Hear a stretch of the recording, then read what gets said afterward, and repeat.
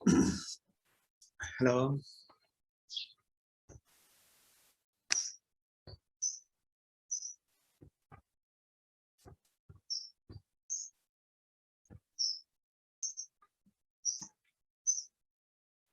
Hello, তোমরা কি আমার কথা শুনতে পাচ্ছ? জি স্যার। ওকে, জি স্যার, শোনা যাচ্ছে। তোমরা সবাই ভালো আছো তো? রমজান মাসে কেমন আছো তোমরা সবাই? ক্লাস হচ্ছে তোমাদের বাকি ক্লাসগুলো?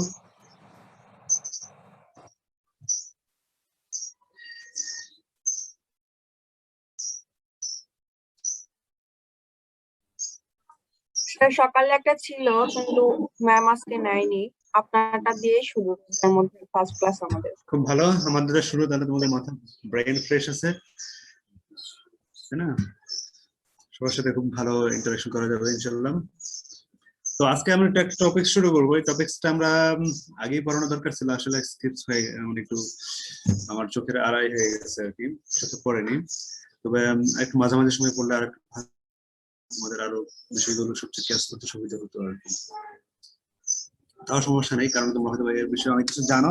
তারপরে আরেকটু তোমাদের আরেকটু জাস্ট সেই বিষয়গুলোকে রিভিশন দেওয়া, পাশাপাশি একটা টপিক হিসেবে সেটাকে দাঁড় করানো। এর মধ্যে অনেক কিছু তোমরা জেনে গেছো অলরেডি, তারপরে এটা একটু স্ট্রাকচারালি তোমাদেরকে জানানো। তো টপিকসটার নাম হচ্ছে ফিশ রিপ্রোডাকশন, একটা ওভারঅল টপিকস। এটা প্রথম দিকে পড়লে আরো সুবিধা হতো। তো এখন আর অসুবিধা হবে তা না, কারণ এর মধ্যে অনেক কিছু তোমরা জানো, সেই জিনিসগুলো আবার নতুন করে একটু ক্রোনোলজিক্যালি জানা আর কি। আর আমরা আমাদের ক্লাসের মোটামুটি শেষ পর্যায়ে, আর হয়তো এই সপ্তাহে দুটো ক্লাস নিলে হয়তো শেষ হয়ে যাবে আমাদের টপিকস। যা পড়ানোর ইচ্ছা ছিল মোটামুটি তা আমরা কভার করে ফেলছি। তারপরে যদি আমাদের আরো কিছু ল্যাকিংস থাকে ওরা দিতে পারেন, আর না হলে যা পড়েছে তাতেই যত ইনশাল্লাহ চলে যাবে তোমাদের। নতুন কিছু পড়ানোর প্রয়োজন হয় না, সেটাকে নতুন আবার জাস্ট রিভিশন দিলেই হবে। তো আজকে আমাদের টপিকস এর নাম হচ্ছে ফিশ রিপ্রোডাকশন। তো এটা নিয়ে একটু কথা বলে, আসলে রিপ্রোডাকশন কি? What is reproduction? Reproduction is the process by which species are perpetuated. Okay, this is the process by which species are perpetuated, বংশবৃদ্ধি ঘটে, and by which in combination with genetic change characteristics of new individual first appear. বলছে এই প্রসেসের মাধ্যমে কি হয়, প্রত্যেকটা individual যা তৈরি হচ্ছে পৃথিবীতে, প্রত্যেকটা স্পিসিস, এক এক স্পিসিসের প্রত্যেক স্পিসিসে নতুন কি জেনারেশন তৈরি করে, নতুন ইন্ডিভিজুয়াল তৈরি করে, আর যে প্রসেসে তৈরি করে সেটাই হচ্ছে রিপ্রোডাকশন। তো সেই রিপ্রোডাকশনের মধ্যে কি হয়, যে নতুন ইন্ডিভিজুয়ালটা তৈরি হচ্ছে অথবা নতুন যে স্পিসিস গুলো, স্পিসিস বলা যায় নতুন ইন্ডিভিজুয়ালই বলে, নতুন ইন্ডিভিজুয়াল তৈরি হচ্ছে, নতুন নতুন ক্যারেক্টার নিয়ে তৈরি হয়, তার প্যারেন্টস এর থেকেও একটু ভিন্ন বা একই ধরনের ক্যারেক্টার নিয়ে তৈরি হয় নতুন ইন্ডিভিজুয়াল। আর যে প্রসেসে তৈরি হয় সেটার নাম হচ্ছে reproduction. The reproduction is the process by which species are perpetuated and by which, in combination with genetic change, characteristics of the new individual first appear. তো এই রিপ্রোডাকশন হওয়ার জন্য কি প্রয়োজন হয়, তার আগে দেখে নিই আসলে আমরা টাইপস অফ রিপ্রোডাকশন। তোমরা সবাই জানো হয়তো এই জিনিসগুলো, যে রিপ্রোডাকশন যারা রিপ্রোডিউস করে তারা ইন্ডিভিজুয়াল গুলো কত অনেকগুলো ভাবে রিপ্রোডিউস করতে পারে। যেমন ব্যাকটেরিয়া রিপ্রোডাকশন কিরকম, তারপর হচ্ছে আমরা যে সেক্সুয়াল ইন্ডিভিজুয়াল গুলি, তাদের রিপ্রোডাকশন সিস্টেম জানে, তাদেরকে হচ্ছে এদেরকে বাইসেক্সুয়াল, যাদের sex separate, sperm and eggs develop in separate male and female individual, তাদের ক্ষেত্রে সাধারণত যে প্রসেসটা এটা বলা হয় সেক্সুয়াল রিপ্রোডাকশন বলে বা বাইসেক্সুয়াল বলে। তো এছাড়া আরো বিভিন্ন পিকুলিয়ার রিপ্রোডাকশন হয়, সেগুলোকে বলা হয়, যেমন একটা নাম হচ্ছে হার্মাফ্রোডাইটিজম, তারপর হচ্ছে পার্থেনোজেনেসিস। তো এই প্রসেস গুলো কিরকম তোমরা হয়তো এর আগে অনেকে জানো, যে আসলে অথবা এই অনার্স শুরুর আগে অথবা ইন্টারমিডিয়েট লেভেলেই, এইচএসসি লেভেলেই এই শব্দগুলো জেনে আসছো। যেমন hermaphroditism, both sexes are in one individual and self fertilization exists. যেসব ইন্ডিভিজুয়ালের ক্ষেত্রে both sex, male and female এর যে ক্যারেক্টার গুলো, যেমন এগ এবং স্পার্ম ডেভেলপমেন্ট প্রসেস, সেটা যদি একই ইন্ডিভিজুয়ালে হয় সেটাকে বলা হয় হার্মাফ্রোডিটিজম। এবং এদের ক্ষেত্রে অনেক সময় সেলফ ফার্টিলাইজেশন হয়। কিছু কিছু মাছের ক্ষেত্রে এরকম আছে, যেমন সিবাস, আমাদের পরিচিত একটা মাছের মধ্যে যদি বলি সিবাস হচ্ছে এই গ্রুপের অন্তর্ভুক্ত। এরা একটা নির্দিষ্ট সময়ে মেল থাকে, আবার অথবা ফিমেল থেকে তারপর চেঞ্জ হয়ে আবার বিপরীত সেক্সে পরিণত হয়। যে আর্লি এজে একটা সেক্স থাকে, আবার পরের এজে আরেকটা সেক্স থাকে, চেঞ্জ হয়ে যায়। তো এই চেঞ্জ গুলো বিভিন্ন নামের নামকরণ করা হয়, আমরা হয়তো ভবিষ্যতে আমাদের হায়ার ক্লাসে এগুলো পড়বো। তো আরেকটা জিনিস হলো, কিছু কিছু ইন্ডিভিজুয়াল আছে, বিশেষ করে প্ল্যান্টের ক্ষেত্রে এটা তো খুব কমন, যে একই গাছে দুই ধরনের ফুল থাকে, তাই না? আবার অনেক ইন্ডিভিজুয়ালের ক্ষেত্রে লোয়ার অর্গানিজমের ক্ষেত্রে দেখা যায়, বিশেষ করে ইনভার্টিব্রেটের মধ্যে এই ধরনের ক্যারেক্টার গুলো বেশি দেখা যায়, হার্মাফ্রোডিটিজম, যে একই দেহে দুইটা সেক্স বর্তমান থাকে। এছাড়া আরেকটা রিপ্রোডাকশন টাইপ যেটাকে বলছিলাম পার্থেনোজেনেসিস। তোমরা কি শুনেছো কখনো পার্থেনোজেনেসিস? জি স্যার, ইন্টারমিডিয়েটে পড়ছিলাম। আচ্ছা আচ্ছা, তো জানো আসলে development of young individual without fertilization, আসলে কোন ধরনের ফার্টিলাইজেশন প্রসেস যারা যদি দিয়ে রিপ্রোডাকশন, সেটাকে বলা হয় পার্থেনোজেনেসিস। আর এখানে যে কথাগুলো লেখা আছে, যেমন mating is required but sperm serves inciting the egg to develop, এই লাইনটা সবার ক্ষেত্রে মানে সত্য না। কিছু কিছু মাছের ক্ষেত্রে সত্য হয়, যেমন পয়েসেলিয়া, এদের ক্ষেত্রে হয় মেটিং হয়, বাট তাদের ক্ষেত্রে ফার্টিলাইজেশন হয় না। তো newborn are always female without parental characters. Life bearing Amazon molly, এদের ক্ষেত্রে বলা হয়েছে, এখানে বলা হয়েছে প্যারেন্টাল ক্যারেক্টার, এই কথাটার মধ্যে একটু আছে, তোমাদেরকে হয়তো তোমাদের জন্য ঠিকই আছে, কিন্তু আমি একটু ব্যাখ্যা করি। আসলে আমরা বলছিলাম parthenogenesis, parthenogenesis development of young without fertilization, মানে কি সেখানে কোনো ধরনের ফার্টিলাইজেশন হয় না। তাও আবার বলা হচ্ছে মেটিং ইজ রিকোয়ার্ড, কিছু কিছু ইন্ডিভিজুয়ালের ক্ষেত্রে মেটিং হয় কিন্তু ফার্টিলাইজেশন হয় না। যেমন বলা হচ্ছে পয়েসেলিয়া ফর্মোসা বা এই ধরনের যে ফিশ আছে, তাদের ক্ষেত্রে দেখা যায় তারা তাদের যে এগ ডেভেলপ হয়, সেই এগ গুলোকে অ্যাক্টিভেট করার জন্য কাছাকাছি আরেকটা স্পিসিস পয়েসেনা লেটিটিনা থেকে স্পার্ম নেয়, এবং সেই স্পার্মটা কি করে অ্যাক্টিভেট করে, এগুলোকে অ্যাক্টিভেট করে, বাট ফার্টিলাইজেশন অংশ নেয় না। এই জন্য হচ্ছে ম্যাটিং ইজ রিকোয়ার্ড। এটা সবার জন্য সেটা সত্য না।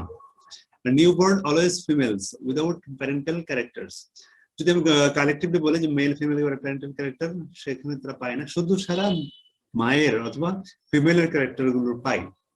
আর এই ধরনের স্পিসিসের ইন্ডিভিজুয়ালের ক্ষেত্রে দেখা যায় তারা শুধু বংশ পরস্পরাই মায়ের ক্যারেক্টারে পেয়ে থাকে। যেমন আমি বিদেশে যখন ছিলাম, আমি যখন একটা মাছ নিয়ে যে স্পিসিস নিয়ে কাজ করি, মাছটা বলা যায় না আর কি, এটাকে বলা হয় ক্রেফিশ, চিংড়ির মতো একটা ইন্ডিভিজুয়াল, এটাকে লবস্টার বলে অনেক সময়, যে ফ্রেশওয়াটার লবস্টার বলে।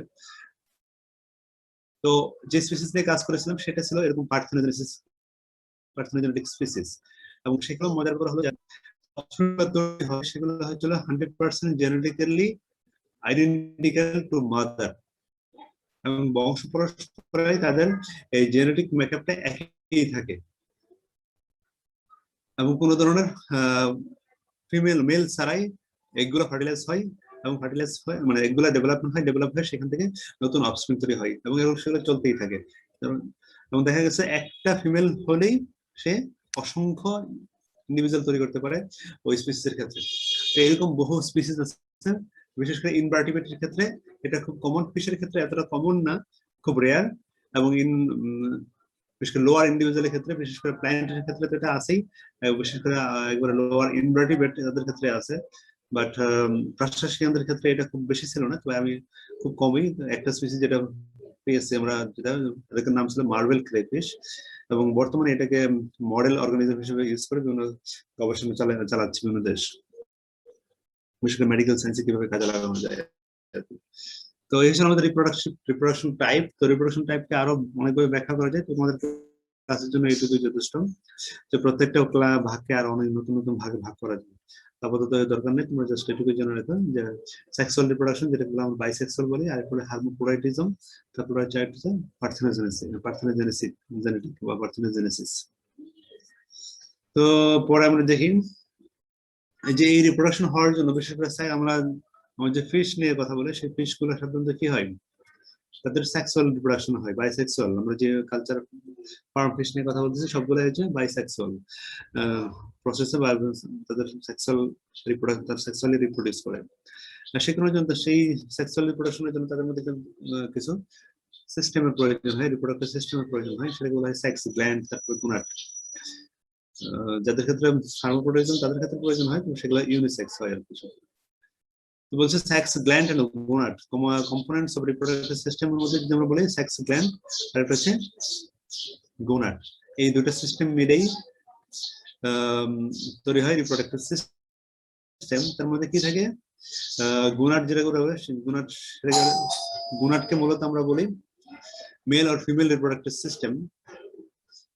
সেখানেই সেটাকে মূলত গোনাড বলা হচ্ছে, যেমন ওভারি, ফিমেলের ক্ষেত্রে ওভারি আর মেলের ক্ষেত্রে হচ্ছে টেস্টিস, এবং তার হচ্ছে তার অ্যাসোসিয়েট ডাক্ট। যে ওভারির কিছু ডাক্ট আছে, তারপর টেস্টিসের ডাক্ট আছে, সেই অ্যাসোসিয়েটেড ডাক্ট সব মিলিয়ে হচ্ছে রিপ্রোডাক্টিভ সিস্টেম। আর সেই সিস্টেমের মধ্যে আরো রয়েছে গ্ল্যান্ড, এটা হচ্ছে বিভিন্ন এন্ডোক্রাইন গ্ল্যান্ড।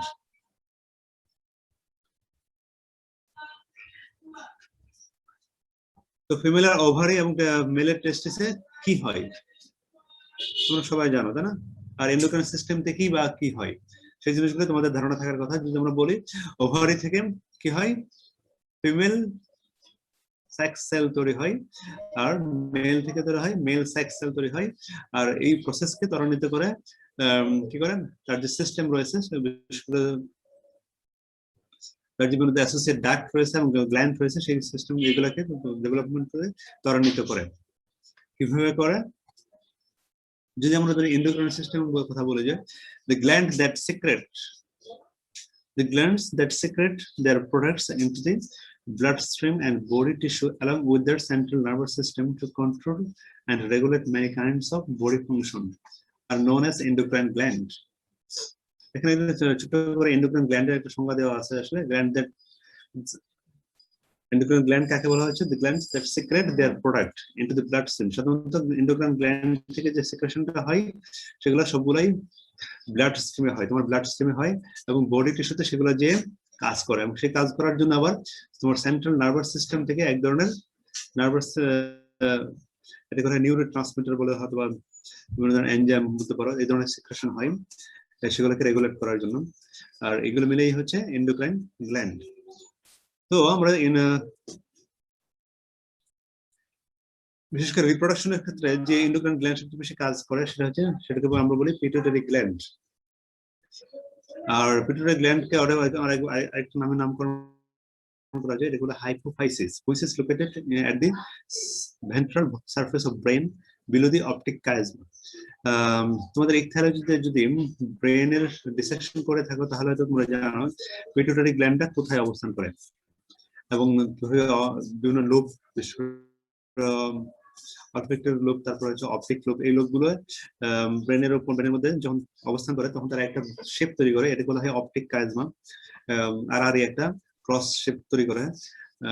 সেই অপটিক কাইজমার নিচে থাকা হচ্ছে গোনাডোট্রপিক গ্ল্যান্ড বা গোনাডোট্রপ সেলস, এবং সেই গোনাডোট্রপিক সেল বা পিটুইটারি গ্ল্যান্ড কি করে, বিভিন্ন ধরনের হরমোন সিক্রেশন করে। এই হরমোনগুলোকে একসাথে বলা হয় গোনাডোট্রপিন। এবং সেই গোনাডোট্রপিনকে যদি আমরা ভাগ করি তাহলে দুইটা হরমোনকে আমরা সাধারণত দুইটা গ্রুপে ভাগ করা হয়। একটাকে বলা হয় FSH, আরেকটাকে বলা হয় LH।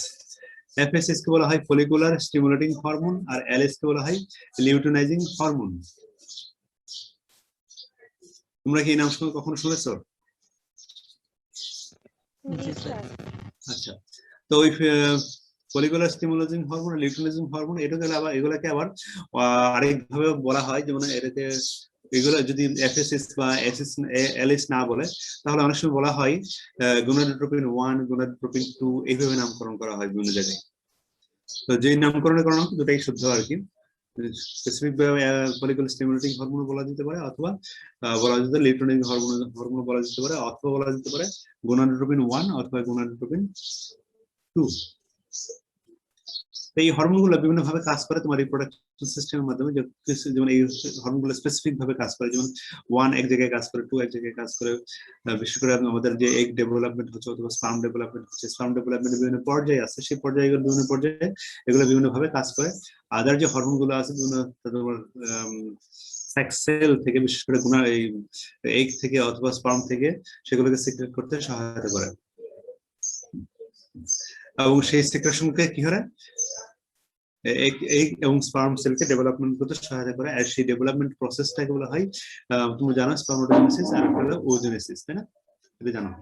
যেমন আমরা বলি spermatogenesis is the process by which sperm cells are formed in the testis. এটা তোমাদের এসএসসি লেভেলে পড়ে আসার কথা। তারপরে যদি তোমাদের এখানে কোনো সাবজেক্টে পড়ানো হয়েছে কিনা জানি না, তোমাদের কোনো সাবজেক্টে জেনেটিক্সে কি পড়ানো হয়েছে এগুলা? Spermatogenesis, oogenesis? জি স্যার। আচ্ছা, তাহলে তো খুবই ভালো। পড়ানো হলে তো খুবই সহজ। জিনিসগুলো খুবই কঠিন কিছু না, সহজ কিছু, মানে কঠিন না, সহজেই। তো আমরা যে সেখানে ডেফিনেশনটা দেখি, spermatogenesis is the process by which sperm cells are formed in the testes.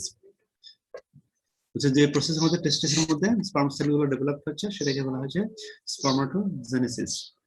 R sperm সেলগুলো কি বলে? স্পার্মাটোজোয়া অথবা স্পার্মাটোজোন, তার বহু বচন, এক বচন অনুযায়ী বলে আর কি। It determines the characteristics that the offspring will inherit from its parents, are ready for union with like material in the egg cells. বলছে এটা কি করে, স্পার্ম সেলগুলো কি করে, তার মধ্যে যে ক্যারেক্টারগুলো, সেই ক্যারেক্টারগুলো নিয়ে যায়, সেগুলো কি করে, ক্যারেক্টারগুলো ইনহেরিট করে প্যারেন্টসের মধ্যে, প্যারেন্টসের ক্যারেক্টারগুলো ইনহেরিট করে তার অফস্প্রিংয়ে নিয়ে যায়। আর নিয়ে যাওয়ার জন্য কি হয়, তারা তাদেরকে ফার্টিলাইজেশন হতে হবে। সেই ফার্টিলাইজেশন হয় সাধারণত এগ আর এগ লাইক ম্যাটেরিয়াল কথা বলা হচ্ছে।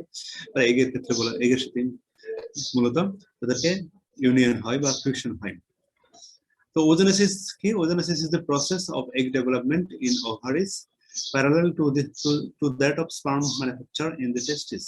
বলছে যখন স্পার্ম ডেভেলপমেন্ট হচ্ছে তখন একই সাথে ওভারিতে কি হয়, এগ ডেভেলপমেন্ট হচ্ছে। এই প্রসেসকে বলা হচ্ছে oogenesis. During the process, the surrounding epithelial cells provide the developing egg cell with food in the form of granular yolk and fat in the form of droplets. এটা জটিল কথা, দুই এক লাইনে বলার চেষ্টা করছে আসলে। যে যখন ওজোনেসিস হচ্ছে বা এগ ডেভেলপমেন্ট হচ্ছে, তো একটা এগ যখন ডেভেলপমেন্ট হয় তখন কি হয়, তো ওগোনিয়া, তাই না? স্পার্মের ক্ষেত্রেও তাই, স্পার্মাটোগোনিয়া থেকে স্পার্ম ডেভেলপমেন্ট হয়। এবং সেই স্পার্ম ডেভেলপমেন্টের প্রসেসটা তোমরা জানো। তারপর আমি একটু বলি কি হচ্ছিল। স্পার্মাটোগোনিয়া থেকে প্রাইমারি স্পার্মাটোসাইট অথবা সেকেন্ডারি স্পার্মাটোসাইট, তারপর হচ্ছে স্পার্মাটিড, তারপর হচ্ছে স্পার্ম। এই যে প্রসেস এইভাবে ধাপে ধাপে হচ্ছে, তাই না? তো এইগুলো ঠিক একইভাবে ধাপে ধাপে তাদের ডেভেলপমেন্ট হচ্ছে। কি হয়, ওগোনিয়া থেকে কি হয়, কি হয় মনে আছে?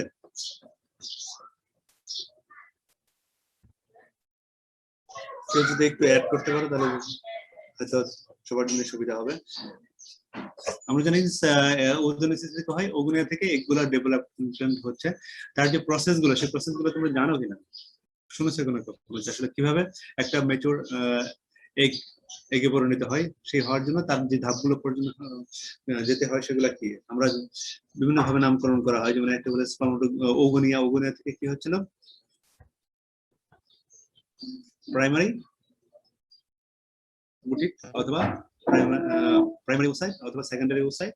তারপরে হচ্ছে কি হচ্ছিল এগ, তাই না? এইভাবে ডেভেলপমেন্ট হচ্ছে। তবে সেই প্রসেসগুলো আবার এগের ক্ষেত্রে একটু ডিফারেন্ট হয়। যেমন সেখানে আবার বিভিন্ন ধরনের কি হয়, পোলার বডি বের হয়ে যায়, তাই না? তো এই প্রসেসগুলো যখন ডেভেলপমেন্ট হচ্ছে, বিশেষ করে এগের ক্ষেত্রে, বিশেষ করে লোয়ার অ্যানিমেলের ক্ষেত্রে আমরা যদি ধরি, বিশেষ করে আমরা ফিশের ক্ষেত্রে যদি চিন্তা করি, তাহলে ফিশের ক্ষেত্রে কি হয়, এগুলা কি হয়, ইয়ক পরিপূর্ণ থাকে, তাই না? সেই ইয়ক পরিপূর্ণ হওয়ার জন্য সেখানে বিভিন্ন ধরনের প্রসেস তো প্রয়োজন হয়। সেই প্রসেসকে বলা হয় যে একটা এগ যখন ইয়ক দ্বারা পরিপূর্ণ হবে এবং ফুললি ম্যাচিউর হবে, সেই যে প্রসেসটা, সেই প্রসেসটাকে দুই ভাগে ভাগ করা যায়। একটাকে বলা হয় এগ ওসাইট গ্রোথ, আর একটাকে বলা হয় ওসাইট ম্যাচুরেশন। তো ওসাইট গ্রোথের সময় কি হচ্ছিল বলছে ইয়ক ম্যাটেরিয়াল গুলো সেখানে ডিপোজিট হয় এবং সেই ডিপোজিশন প্রসেসটা ত্বরান্বিত করে এগের চারপাশে আমরা যখন স্ট্রাকচার অফ ম্যাচিউর এগ পড়েছিলাম মনে আছে সেখানে বিভিন্ন ধরনের লেয়ার থাকে তার মধ্যে একটা লেয়ার থাকে থিকার লেয়ার থাকে একটা বা এটাকে বলা হয় গ্রানুলার লেয়ার বলা হয় সেই লেয়ার গুলো এই ধরনের ইয়ক ম্যাটেরিয়াল গুলো বা অথবা অয়েল ড্রপলেট গুলো ডিপোজিট করতে সহায়তা করে এগের ভিতরে ইয়ক অ্যাজ এ ইয়ক ম্যাটেরিয়াল সেই কথাটা এখানে বলার চেষ্টা করছিল যে এক লাইনে আর কি। তারপরে আমরা যাব হচ্ছে ফেকেন্ডিটি। আমরা যখন একটা এগ ডেভেলপমেন্ট হয়ে যায় তখন সেটা কি বলা হয় সেটাকে আমরা একটা এগই বলি অসংখ্য এগকে এগ বলি বা ওভা বলি। আর ফিশের ক্ষেত্রে যখন অসংখ্য এগ একসাথে স্পনিং করে তখন কি হয় ফার্টিলাইজেশন হয় তাই না। তো ফার্টিলাইজেশন হওয়ার জন্য বা প্রত্যেকটা ফিশের ক্ষেত্রে এরকম এগ স্পনিং হচ্ছে ডেভেলপমেন্ট হচ্ছে স্পনিং হচ্ছে কিন্তু আমরা যখন কালচারে নিয়ে যাব সেই কালচারে নিতে গেলে তাদের টোটাল কতগুলো এগ তোরা ডেভেলপ করে বা তৈরি হয় সেই বিষয়ে একটা ধারণা প্রয়োজন হয়। আর সেইটাকে আসলে নির্ধারণ করার জন্য একটা definition বা terminology use করা হয় সেটা হলো fecundity. Fecundity is the general term used to describe the total number of ova present in the ovary or egg released by a female fish during spawning. বলছে স্পনিং এর সময় যখন একটা ফিমেল ফিশ যতগুলো এগ স্পন করে অথবা ওভা স্পন করে অথবা তাদের ওভারিতে যতগুলো ওভা থাকে সবগুলোকে একসাথে মানে সবগুলোর টোটাল যে নাম্বার সেটাকে বলা হয় ফেকেন্ডিটি। তো এই ফেকেন্ডিটি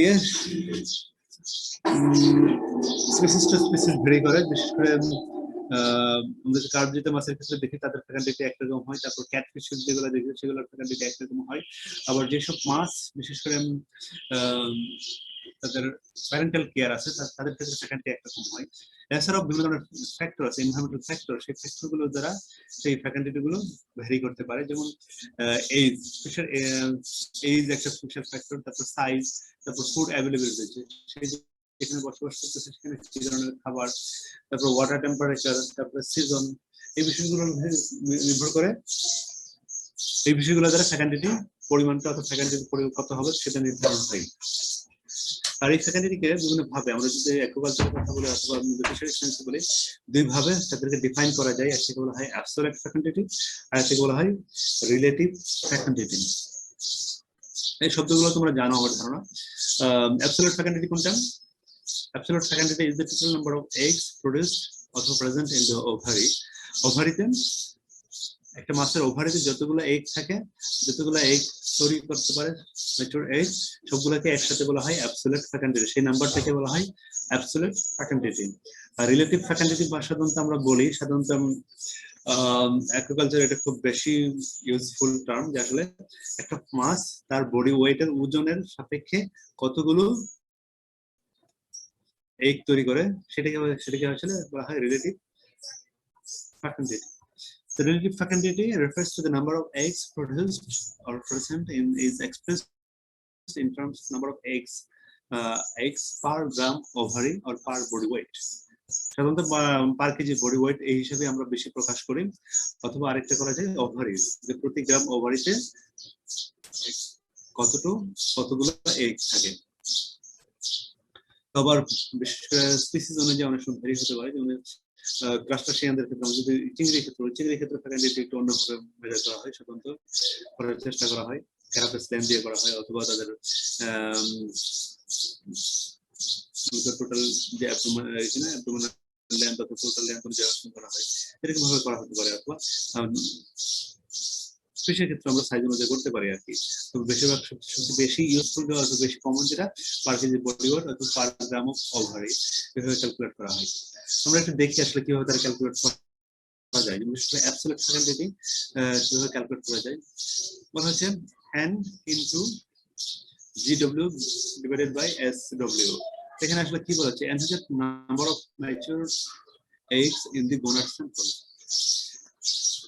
যে আসলে টোটাল একটা গোনাডের বা একটা ওভারের টোটাল সমস্ত এগ আসলে একবারে ক্যালকুলেট মাপা সম্ভব নয় সেখান থেকে আসলে স্যাম্পল নিয়ে স্যাম্পলের ওজন অনুযায়ী সেখানে দেখা হয় আসলে কতগুলো এগ থাকে সেই এগগুলোকে তখন টোটাল ওভারে ওয়েট দিয়ে গুণ করে বের করে নেওয়া হয় আসলে যে আসলে সেখানে টোটাল কতগুলো এগ থাকে, যেমন n equal to n into gonad weight divided by sample weight, সেই হিসেবে ক্যালকুলেট করে বের করা হয় অ্যাবসলিউট ফ্যাকাল্টেটিভ।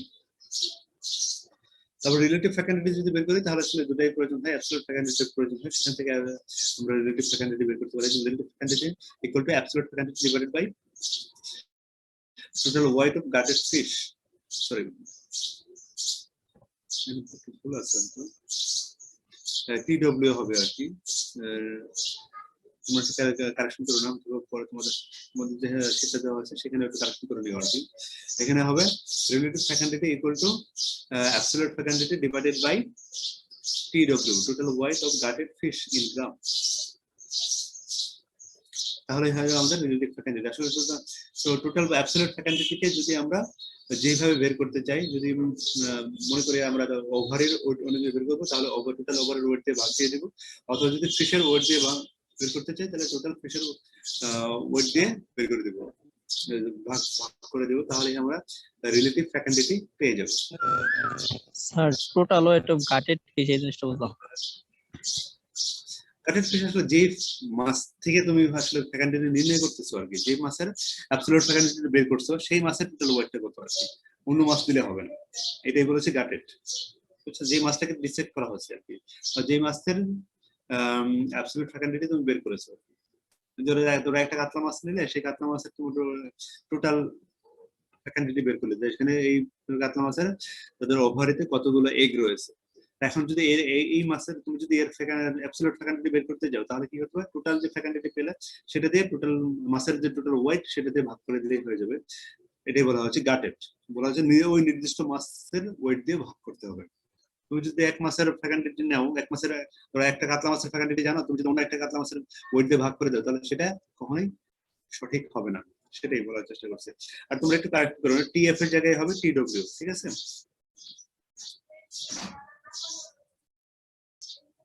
তারপর আমরা দেখি আসলে ফ্যাকাল্টেটিভ ছাড়াও আরো অনেক কিছু একটা মাছের ব্রিডিং সাইকেল বা অনেক কিছু নির্ণয় করা যেতে পারে, সেগুলো নিয়ে কথা বলবো। তার আরেকটা জিনিস আমরা দেখিনি, আমরা হয়তো আমরা যখন পড়েছি আগে যে কোনো মাছের ক্যারেক্টার গুলো বা তাদের লাইফ সাইকেল বা কোনো কিছু পড়েছি, সেখানে আমরা পেয়েছি আসলে এইগুলা কোন কোন মাছের ক্ষেত্রে হয় প্যালাজিক, কোন কোন ক্ষেত্রে হয় ডামার্সাল, কোন কোন ক্ষেত্রে হয় অ্যাডহেসিভ, তাই না? প্যালাজিক কোনটা যেগুলো আসলে বাসমান থাকে, যেগুলো বেশি বেড়ায়, আর ডামার্সাল হচ্ছে যেগুলো আসলে বটমে চলে যায়। তারপর হচ্ছে অ্যাডহেসিভ কোন কোন মাছের ক্ষেত্রে যেগুলো আসলে স্টিকি ভাব থাকে এগের মধ্যে, সেগুলোকে অ্যাডহেসিভ এগ বলা হয়। উদাহরণস্বরূপ বলা হচ্ছে ইন্টারমেজর, তারপর হচ্ছে প্যালাজিক, তারপর হচ্ছে ক্যাটফিশের ক্ষেত্রে ডামার্সাল হয়, অথবা অনেক সময় অ্যাডহেসিভ হয়, স্টিক হয়, আবার কমন কাপের ক্ষেত্রে হয় স্টিকি।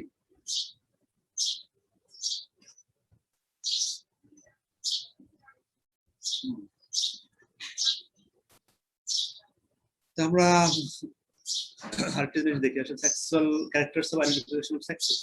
একটা মাছ যখন আমরা সেক্স করতে যাই, আসলে যে একটা মাছের সেক্সিং করতে যাই যে আসলে মাছটা কিরকম, মেল না ফিমেল, তখন কিভাবে করবো? আসলে তার বিভিন্ন ক্যারেক্টার গুলো দেখে সেগুলোকে তার সেক্স ডিফারেন্সিয়েট করা যায়, সেগুলোকে বলা হয় প্রাইমারি সেক্সুয়াল ক্যারেক্টার অথবা সেকেন্ডারি সেক্সুয়াল ক্যারেক্টার।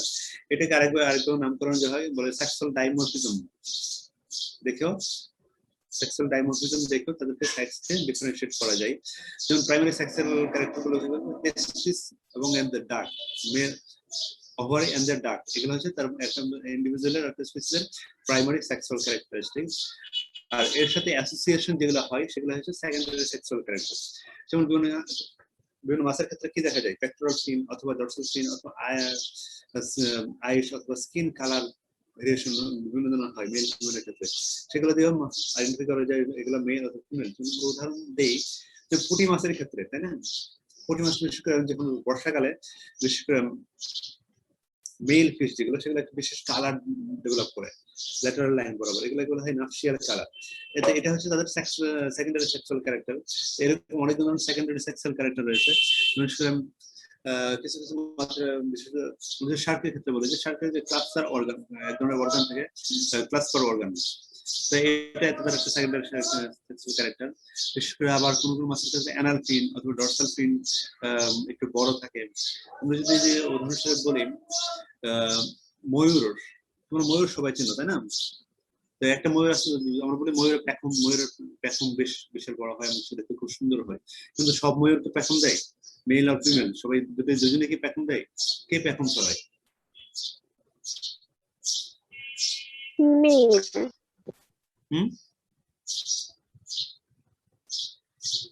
মেল না ফিমেল? ফিমেল ফিমেল পেখম ছড়ায় মনে হয় না, মেল সাধারণত পেখম ছড়ায়। এর বিশেষ করে লোয়ার, মনে রাখবে লোয়ার এনিমেলের ক্ষেত্রে মেলটা সবসময় কালারফুল হয়। লোয়ার এনিমেলের ক্ষেত্রে পশু পাখি থেকে ইনভার্টিব্রেট থেকে শুরু করে সব সময় দেখা যায় লোয়ার এনিমেলটা সবচেয়ে বেশি কালারফুল হয়। এটার একটা কারণও আছে, কারণটা হলো আসলে এই যে কালার ডেভেলপমেন্ট বা প্যাটার্ন ডেভেলপমেন্ট করার জন্য যাদের জন্য এনার্জি প্রয়োজন হয়, কস্ট তাদেরকে সেজন্য কিছু এনার্জি অথবা তাদের ফুড কস্ট বা যে ডেভেলপমেন্ট কস্ট প্রয়োজন হয় আর কি। সে কারণে দেখা যায় মেলের ক্ষেত্রে এগুলা বেশি হয়, ফিমেলের ক্ষেত্রে হয় না। কারণ ফিমেলকে আরেকটা গুরুত্বপূর্ণ কাজ করতে হয়, সেটা কি? সেটা হচ্ছে তাদেরকে নতুন জেনারেশন তৈরি করতে হয়। সে কারণে তাদের মধ্যে এই এক্সট্রা কালারফুল প্যাটার্ন গুলো বেশি ডেভেলপ হয় না, হয় শুধু মেলের ক্ষেত্রে হয়, লোয়ার এনিমেলের ক্ষেত্রে, যাতে সে বেশি পরিমাণে এনার্জি তাদেরকে সাপোর্ট দিতে পারে তাদের অফস্প্রিং ডেভেলপমেন্টে। এই সেকেন্ডারি সেক্সুয়াল ক্যারেক্টার দেখে অনেক সময় বুঝতে পারা আসলে মেল ফিমেলকে আইডেন্টিফিকেশন করা যায়। এবং এই সেকেন্ডারি সেক্সুয়াল ক্যারেক্টার গুলো অনেক সময় তাদেরকে বিশেষ করে বিভিন্ন কাজে ব্যবহার করে, বিশেষ করে কোর্টশিপ অথবা প্রি মেটিং বিহেভিয়ার যেগুলো বলা হবে, এগুলো বলা হয় কোর্টশিপ বিহেভিয়ার। কোর্টশিপ বিহেভিয়ারের সময় কাজে দেয়।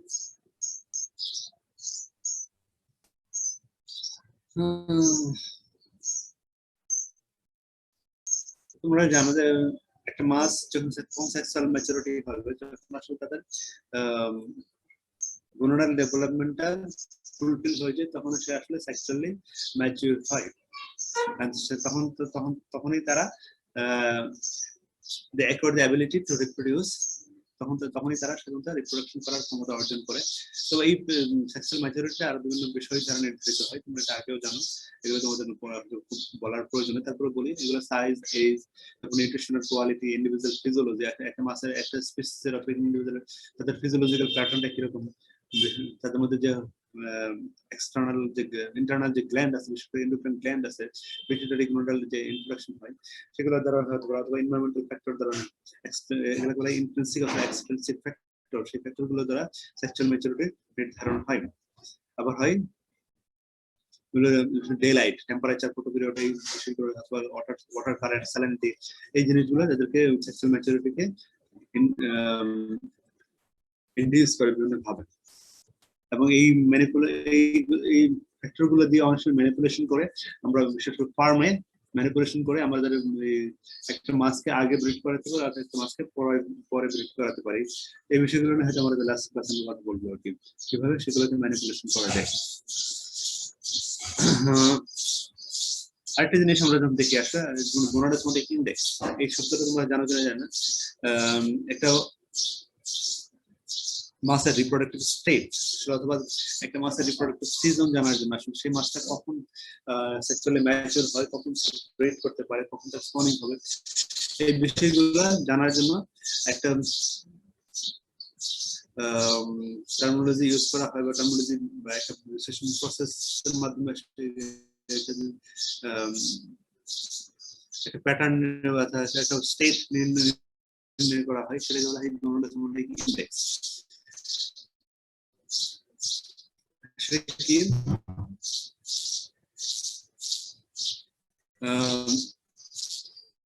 জন্মের পর থেকেই একটা বিষয় আছে, যেখানে ইন্ডিভিজুয়ালের গোনাডটা ডেভেলপ হতে থাকে, সেই গোনাডটা ডেভেলপ হতে হতে দেখা যায় যখন তাদের সেক্সুয়ালি ম্যাচিউর হওয়ার মতো বয়স হয়, সেই সময়ে অথবা একটা মাস যখন সেক্সুয়ালি ম্যাচিউর হয়ে গেল ধরে নিলাম, তারপরে দেখা যায় একটা পরের নির্দিষ্ট সময় দেওয়ার তারা সবসময় তারা সেক্সুয়ালি থাকে না, সবসময় তারা ব্রিড করবে না, কারণ বিশেষ লোয়ারের জন্য একটা টার্মিনোলজি ইউজ করা হয়, একটা স্টেটকে ডিফাইন করা হয়, সেটাকে হয় গোনাডোসোমেটিক ইন্ডেক্স। কি যে গোনাডের স্টেট আছে, সেই স্টেট অবস্থা বুঝে আমরা বলতে পারি যে এই সময় একটা মাস ব্রিড করবে। সেটা কিভাবে করা হয়, একটা ক্যালকুলেশন আছে, সেই ক্যালকুলেশন থেকে সেই স্টেটটা বের করা হয়। যেমন আমরা যদি বলি GS can be determined by individual using following in the equation. ইকুয়েশনটা কি? GSI gonadosomatic index equal to GW divided by TW into 100। GW হচ্ছে গোনাড ওয়েট ইন গ্রাম, আর টিডব্লিউ হচ্ছে total weight of gutted fish in gram into 100 দিয়ে গুণ করলে যে অবস্থাটা বা যে ক্যালকুলেটর ভ্যালুটা বের হয় সেটা দিয়ে আসলে নির্ধারণ করা যায় এই মাছটা কি অবস্থায়। এবং সেইটা নির্ধারণ করতে গেলে অবশ্য 1 বছর ওই মাছের জিএসআই গোনাডোসোমেটিক ইন্ডেক্স থেকে মনিটর করতে হয়, ওর সময় কি কোন সিজনে কি অবস্থায় হয়, এবং তাদের সেক্সুয়াল অথবা স্পনিং সিজনটাও বের করা যায়। এবং বলো। ক্লাস আছে আমাদের 10:30 বলো। ক্লাস আছে আমাদের একটা 12:10। তোমাদের 12টা 10 ক্লাস আছে? জি স্যার। আমি তো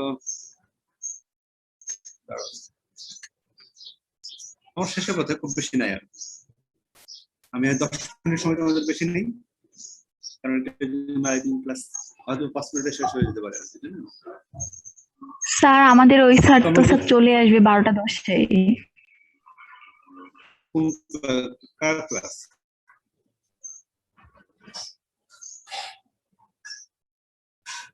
কোন স্যারের ক্লাস? স্যার ওনার নাম হচ্ছে আফজাল শেখ। ও আচ্ছা আচ্ছা আচ্ছা, 5 মিনিট নেই, 5 মিনিটের জন্য তোমার স্যার কি মাইন্ড করবে?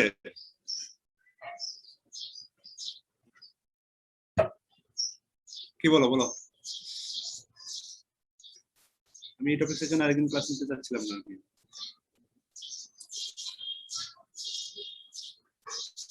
আর যতক্ষণ ধরে তোমরা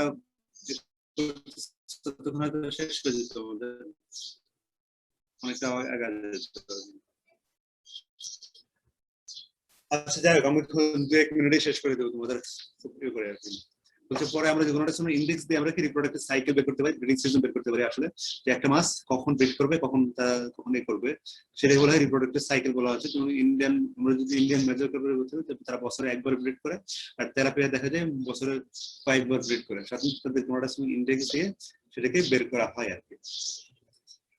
আর তারপরে যেটা হয় আসলে আমরা এইগুলো আসলে আমরা আগেই করেছি, এই জিনিসগুলো তো আমাদের তোমার বলার প্রয়োজন নাই। যেমন এনভায়রনমেন্ট ডেভেলপমেন্ট, চার্টের ডেভেলপমেন্ট, সেই ডেভেলপমেন্ট গুলো বিভিন্ন ফ্যাক্টর দ্বারা নির্ধারিত হয়, যেমন protection, food supply, properties of the environment. এবং সেই এনভায়রনমেন্ট ডেভেলপমেন্টটা কিভাবে হয় আমরা আগেই বলেছিলাম যে আসলে ফার্টিলাইজেশন হবে, ক্লিভার্স হবে, তারপর সিনোজেনেসিস হবে, এবং তাদের যে আদার ডেভেলপমেন্টটা বিশেষ করে বিভিন্ন ফ্যাক্টর দ্বারা নির্ধারিত হয়। তাদের ব্রিডিং সাইকেলের সাথে রিপ্রোডাকশনের মতো সেগুলো হচ্ছে temperature, light, diesel, oxygen, salinity, তারপর এন্ডোক্রাইন স্টেট অথবা amount of yolk site in the egg. এই ছিল আমাদের ক্লাস। আসলে তোমাদের আতঙ্কিত হওয়ার কিছু নাই, আমাদের ক্লাস খুবই কম ছিল। তো ঠিক আছে, তোমাদের পরের ক্লাসে যাও তোমরা।